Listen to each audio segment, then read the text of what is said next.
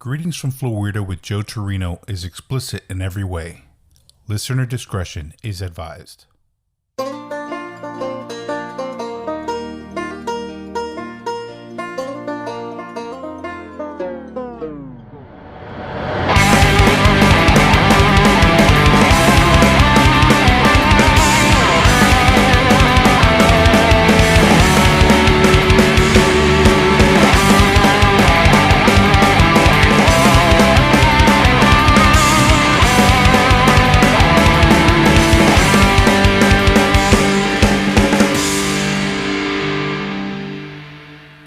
Greetings from Florida, folks. I am Joe Turino, and this is episode 3. I just have a quick announcement before we get started today. I've decided to move the show release day from every other Wednesday to every other Friday, only because I think it's going to make it a little easier on me to be able to manage my time between my work and home life and still have the time to research, write, and produce each episode. Luckily, we're only on episode 3, so it's not a huge change, but I figured it would be best to just let you know that this is the plan going forward. So thank you all for understanding as, I'm just learning this, so still trying to work out a lot of kinks, getting the show going. But I think it's going pretty well so far. And I just wanted to say thank you again for all of you who've tuned into this episode as well as the last 2 episodes. I truly appreciate all the love and support that the show has received so far, and I've been really enjoying digging into these topics and learning some interesting things that I didn't know about my home. And if this is your first episode that you're listening to, welcome. I hope you enjoy what you hear on today's episode, and when this one's over, why don't you go back and listen to the first 2 episodes? I think you'll really enjoy them, and you might even learn some cool shit that you didn't know, or don't. It's your choice. I mean, it's not like someone's got a gun to your head. Oh, and speaking of guns to your head, today we're talking pirates.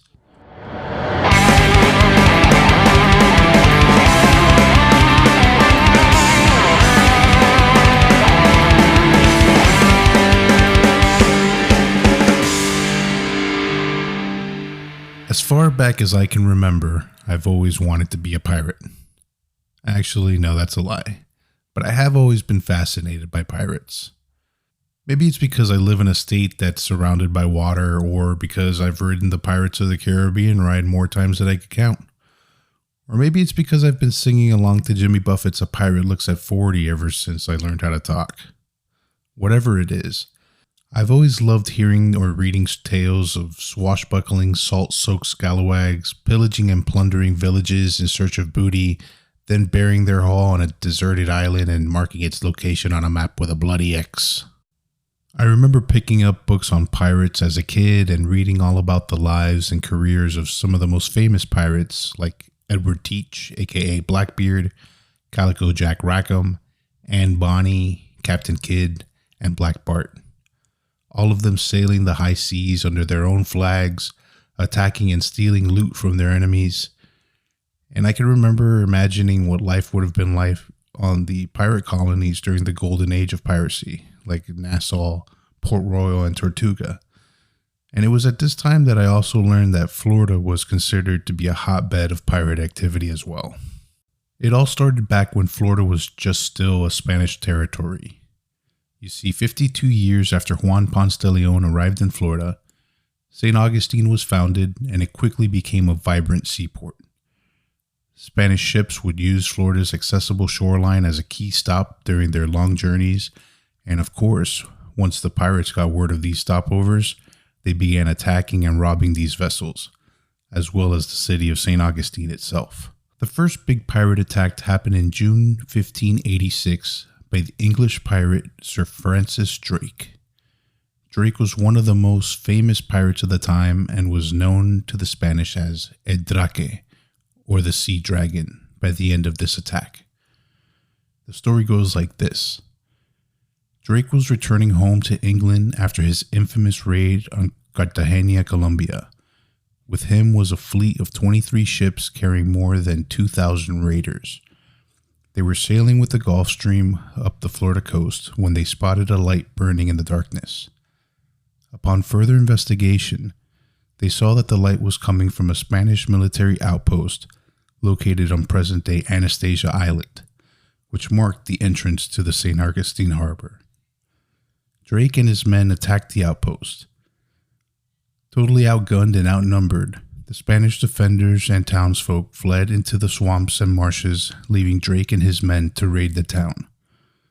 They took anything of value that they could find, and before leaving, they burned St. Augustine to the ground. St. Augustine was rebuilt, but later in 1688, the notorious Jamaican pirate Robert Searles, aka Captain Rude Boy Shaba, captured a Spanish ship off the coast of Cuba that was bound for the settlement to deliver flour. Holding the crew at gunpoint, Lord of mercy, he sailed the ship right into the St. Augustine harbor. Searles instructed his men who were hiding below deck to wait until midnight to begin their attack on the unsuspecting city.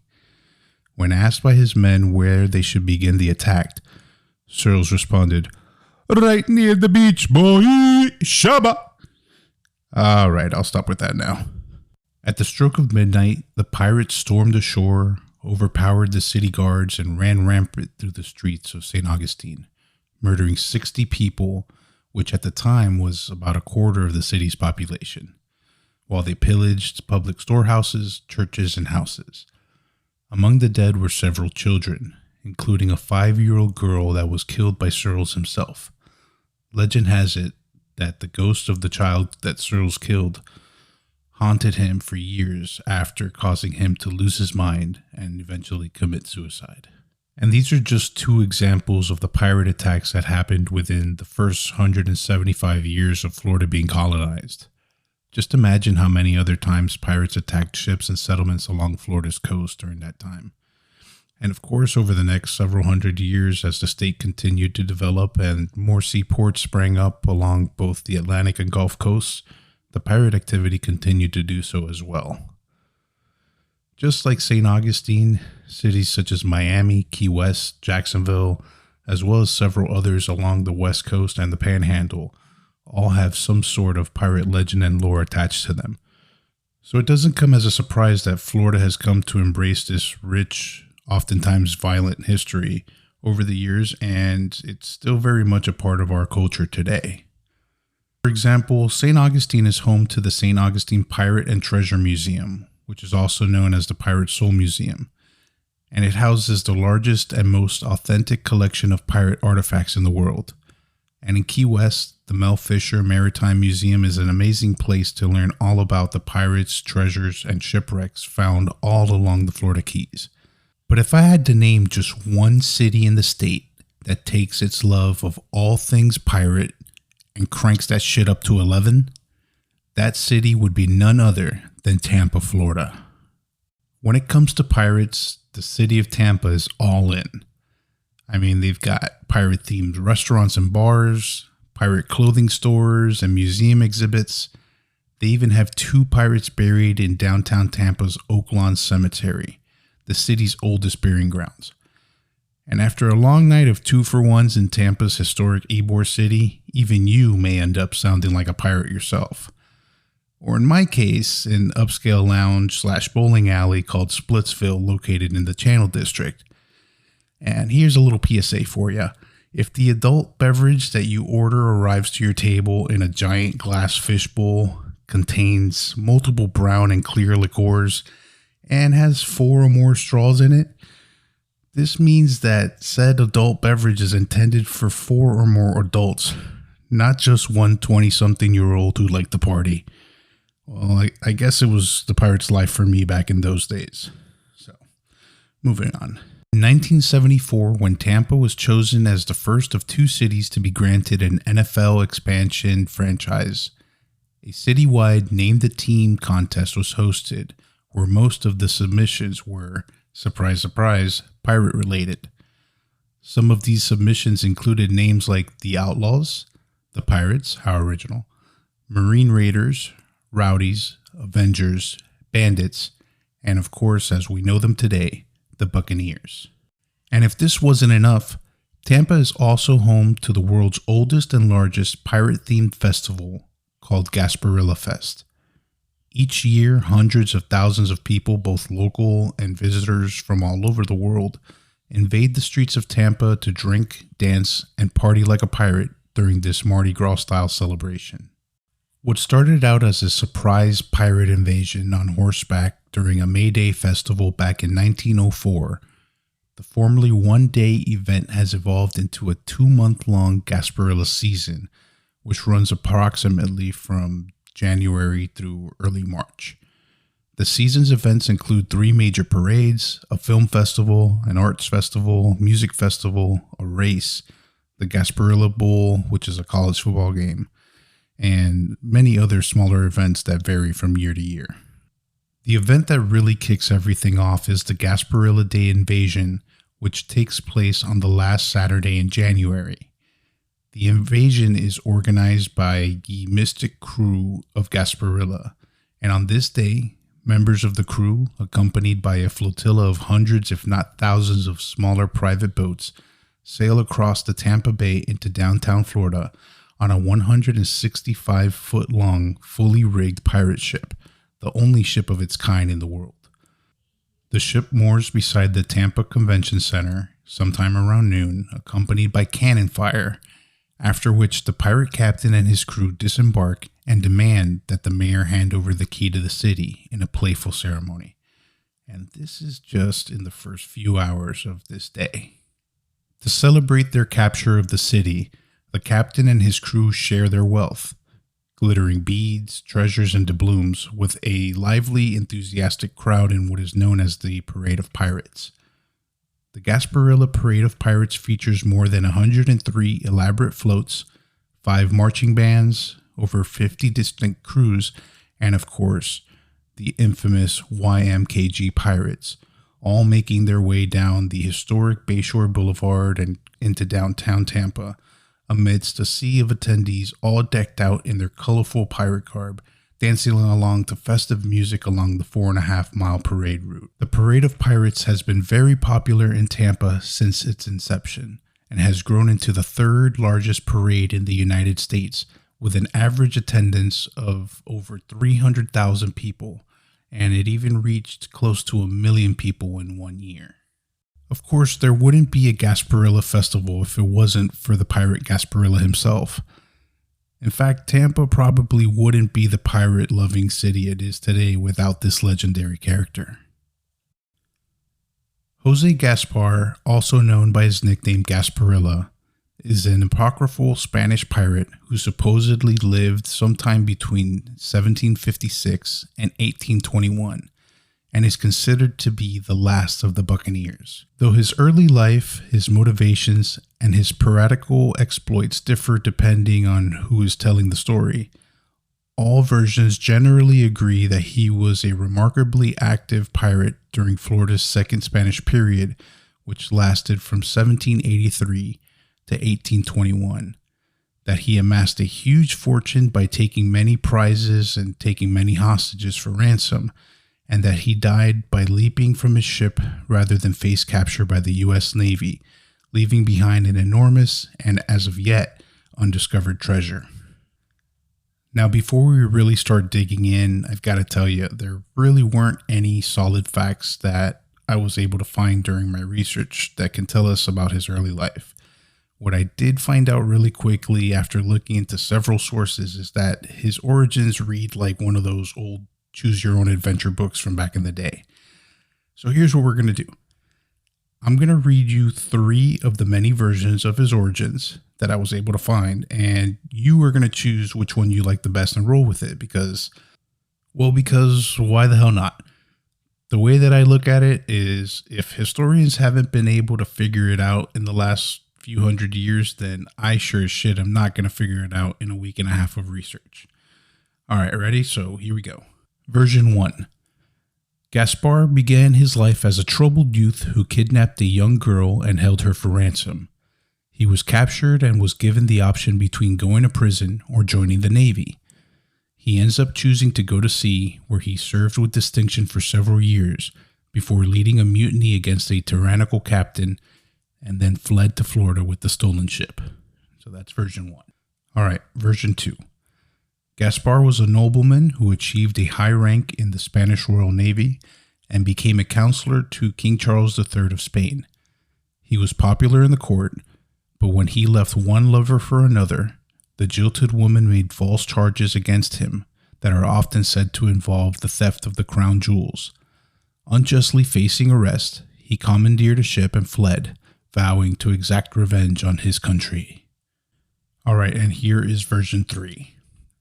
Gaspar was a brilliant Spanish admiral of questionable character who actually succeeded in stealing the crown jewels. When his theft was discovered, he seized the prize vessel of the Spanish fleet with a group of loyal followers and abandoned his wife and children to flee across the Atlantic Ocean to Florida. Witnesses claimed that as they watched the ship sail away, they could see Gaspar and his men all drop their pantaloons down to their knees and bend over while looking back and blowing kisses at them. Wild. I don't know about you guys, but I think version 3 is the clear winner for me. But like I said earlier, there really is no official version of the events that led to Gaspar's decision to leave Spain for Florida. All that matters is that when he decided to leave his home and sail across the Atlantic, Jose Gaspar the man was dead, and Gasparilla the pirate legend was born. But before we continue with the legendary story of Gasparilla, we're going to pause here for a quick ad break. Welcome back, guys. Now let's dive right back in. Gasparilla and his crew made landfall in Florida and settled in the Charlotte Harbor area, which was virtually uninhabited at the time. The many barrier islands protecting the mainland provided a well-disguised headquarters in which Gasparilla and his crew could easily prey on unsuspecting ships. It also offered an excellent refuge in which to hide out. Gasparilla established a base on one of the larger islands that he would name Gasparilla Island after himself, and soon became the feared scourge of the Gulf of Mexico and the Spanish Main, taking many ships as prizes and amassing a huge treasure cache. But the ships he captured to grow his fleet and all that sweet, shiny booty that they carried weren't the only prize. The people on board were as good as gold in Gasparilla's eyes. Most male prisoners would be forced to join his crew, or they would be put to death. The women, on the other hand, were given the option of marrying one of his crew, or they would be taken to the nearby island that he named Captiva Island for obvious reasons, where they would be held for ransom or forced to serve as concubines to the pirates. If marriage was chosen, a ceremony was held, and the marriage covenant was to be strictly enforced. One of the more famous stories associated with the captives involves a Spanish princess named Josepa, who was a passenger on one of the captured ships. Josepa was returning to Spain from a trip to Mexico with 11 Mexican princesses who were to be educated and married in Spain. After the ship was captured and the princesses were taken hostage, Gasparilla fell madly in love with Josepa. However, the princess rejected Gasparilla's advances. Growing impatient, he threatened to behead her if she would not submit to his lust, but still she refused him. Gasparilla then flew into a rage and killed her. Gasparilla, instantly regretting what he had just done, took her body to a nearby island where he buried her himself. He named the island Josepa in her honor.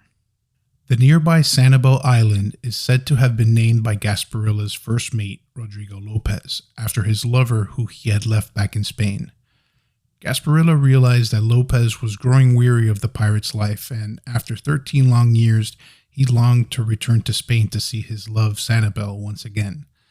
Empathizing with his friend's plight, Gasparilla not only gave Lopez his consent, but he extended his blessing to his longtime friend and supplied him with a ship and several men to accompany him back to Spain.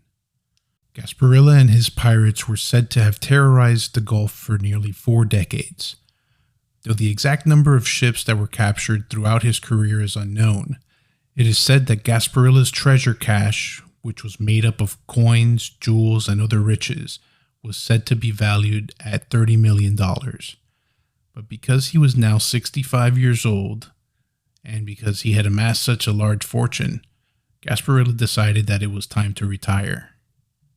So on December 12, 1821, Gasparilla called his crew together to announce that it was time to call it quits, divide up the treasure, and live out their remaining days in luxury. But just as they were about to unearth their many years of accumulated treasures, a British merchant ship was spotted on the Gulf of Mexico horizon. And being the greedy, adventure-seeking lot that they had always been, Gasparilla's crew persuaded him to go after that one last ship. He then led his crew aboard their ship, and they began to pursue their prey for one last time.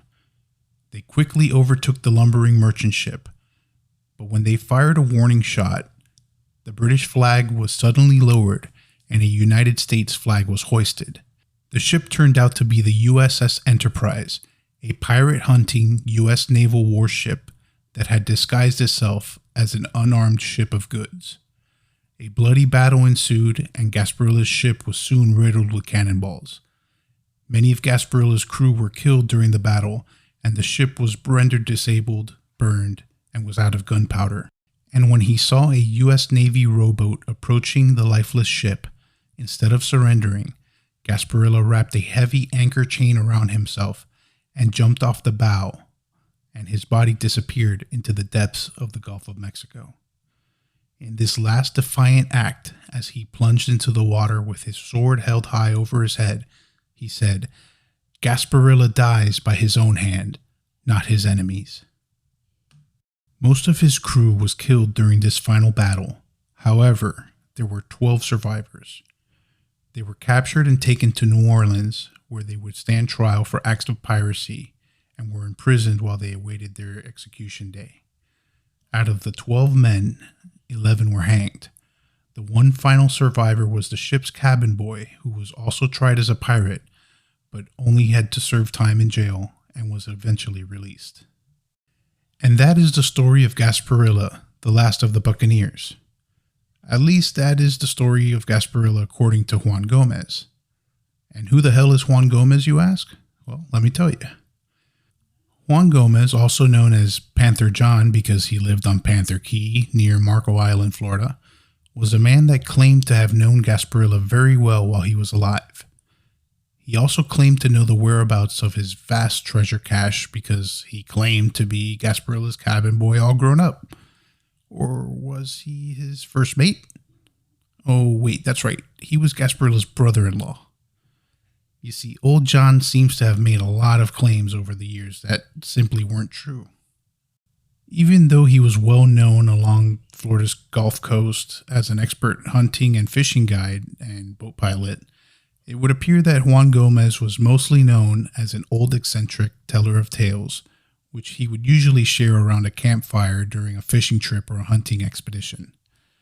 Various versions of his exploits were ultimately recorded in letters or later appeared in the occasional newspaper article of his day.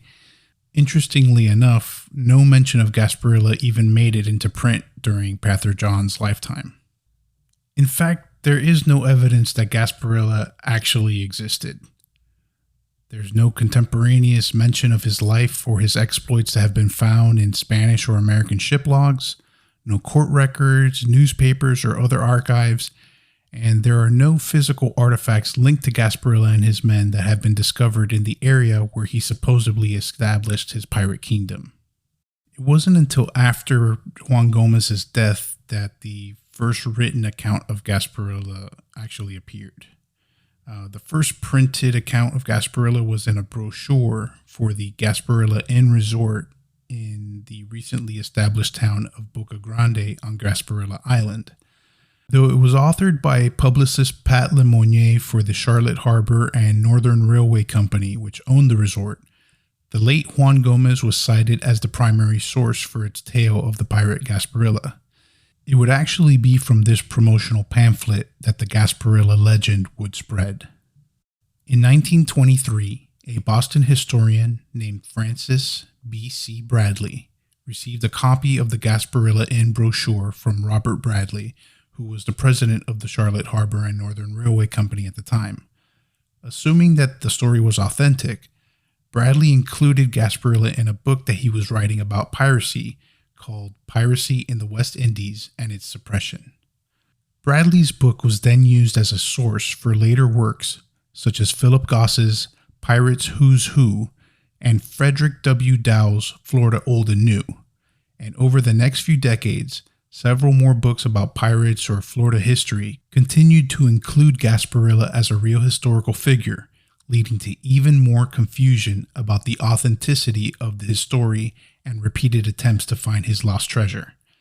I guess fact-checking wasn't a thing back then. The preservation of the legend of Gasparilla can also be credited to Edwin D. Lambright, who was the editor of the Tampa Morning Tribune in the 1930s. In 1936, he wrote Life and Exploits of Gasparilla, the Last of the Buccaneers. Around the time of the Gasparilla invasion and the Florida State Fair, Lambright occasionally published portions of his Gasparilla story in the paper, further authenticating the legend. And ever since their first invasion back in 1904, Ye Mystic crew of Gasparilla has continued to honor the legend and legacy of the pirate Gasparilla through their annual festival. And they have been able to enrich an already diverse culture of the city of Tampa in other ways as well. YMKG was instrumental in establishing the Inter-Crew Council, which has grown to include more than 60 other crews, each of them organized for specific charitable community service purposes.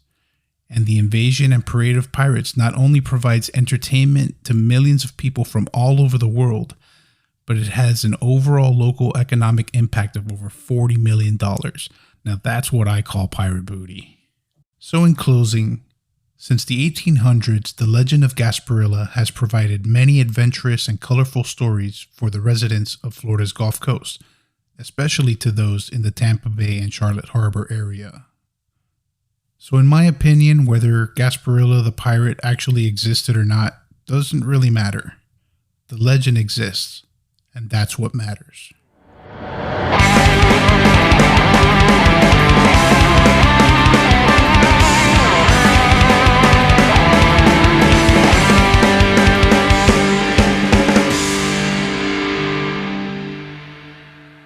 And that does it for episode 3.